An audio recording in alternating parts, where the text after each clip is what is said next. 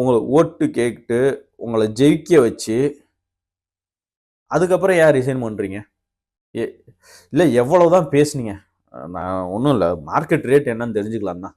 எவ்வளோ தான் ஒரு எம்எல்ஏவுக்கு பேசுனாங்க? இப்போ ஜெயிச்சு வந்துட்டு எவ்வளோ தரேன்னாங்க? அட்வான்ஸ் எவ்வளோ தராங்க? குதிரை பேரம் நடக்குதுன்னு நல்லா தெரியுது. குதிரை பேரம் தான் நடக்குதுன்னு இது நல்லா தெரியுது. ஏன் இப்படி? ஒருத்தரை போக்குவரத்து துறை அமைச்சரா அண்ணன் எம்ஆர் விஜயபாஸ்கருக்கே நான் கேட்குறேன், உங்களை எம்எல்ஏ ஆக்கி அமைச்சராக்கி இவ்வளோ தூரம் வந்து செஞ்சுருக்கிறாங்க, ஒரு கட்சி செஞ்சுருக்குது.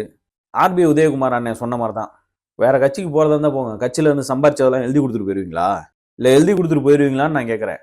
என்னமோ டெய்லி வார ஆச்சுன்னா அந்த சனிக்கிழமை ஆச்சுன்னா ஏதாவது ஒன்று சொல்லுவாங்க, சனிக்கிழமை எந்த காரியமும் செய்யக்கூடாது, வாரத்தோட கடைசி நாள் அப்படிம்பாங்க. சனிக்கிழமை பிரேக் நியூஸு.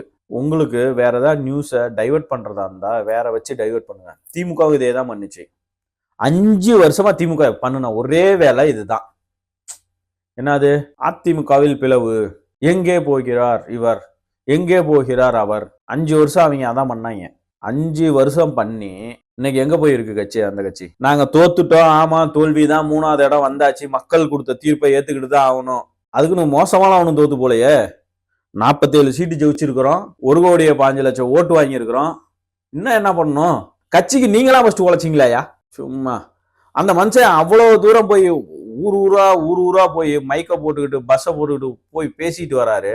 அந்த அவர் உழைச்ச உழைப்பு, பொதுச் செயலாளர் உழைச்ச உழைப்புல நீங்க 10% உழைச்சிருப்பீங்களா? அப்புறம் என்னத்த போயிட்டு நீங்களா?